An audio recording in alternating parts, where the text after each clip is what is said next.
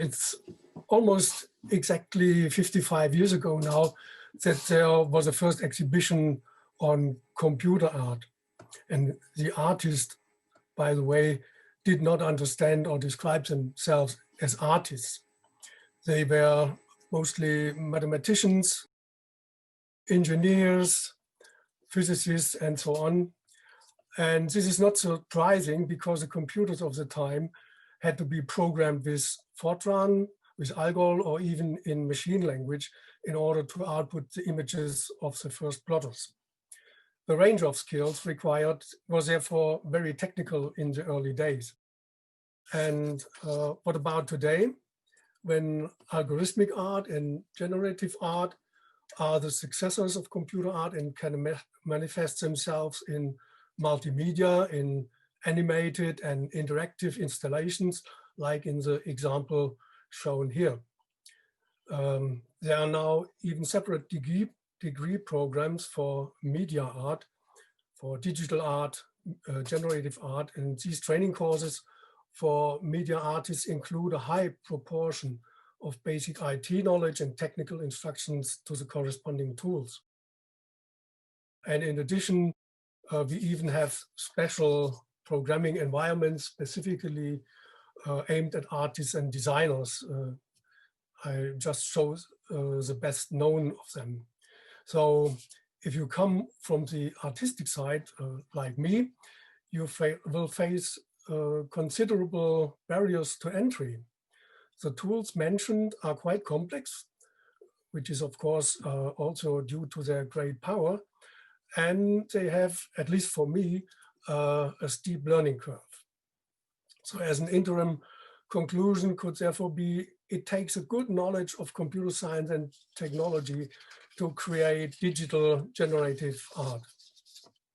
So fortunately, I didn't let myself be deterred from getting into computer art.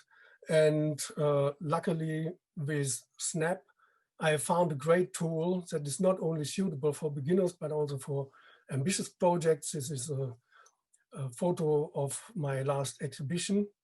So for anyone who, like me, started with a recoding and remixing of early computer art, very basic concepts are enough at first, like repetition, variables, or dealing with controlled chance. So here is such an example. Horst Bartnik is a German representative of concrete art. He worked intensively on relationships between simple geometric shapes, and his work with the computer allowed him the experimental implementation of the rules he defined. This example from 1985 combined circles with 2 lines each, and the result almost resembles a wall with world clocks. So the recoding of this example is actually very simple. Beside commands to move the turtle with motion, the concept of loops and variables are sufficient here. It made sense for me to turn this into an interactive installation. There the viewers should be able to influence the behavior of the systems themselves.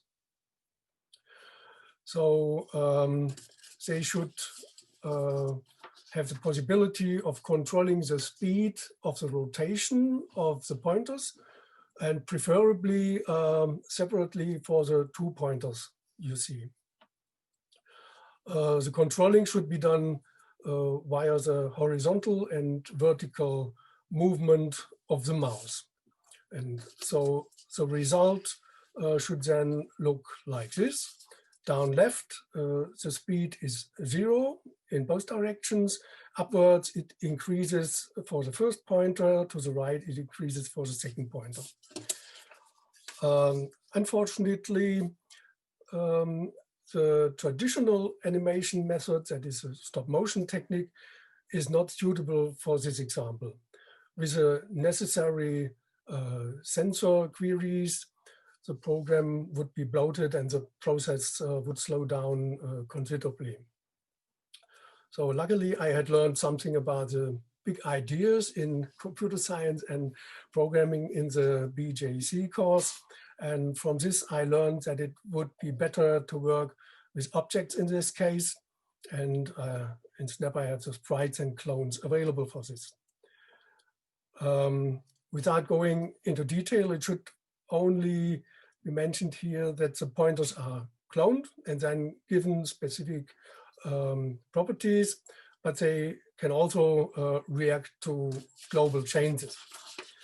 So I have to admit, as an artist, I need to know quite a lot about programming concepts, and if only because if I want to know whether and how I can achieve something, then I have to know the possibilities and limits of my tools. And otherwise I easily overestimate or underestimate what is actually feasible.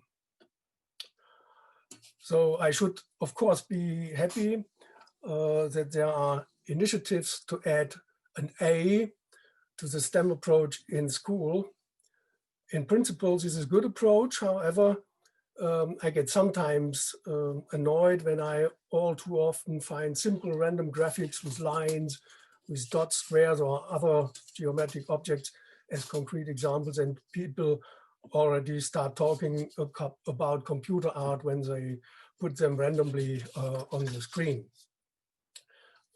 For me, this requires an intensive examination of models and examples from art history. So the A in the STEAM, I think, needs carefully to be designed.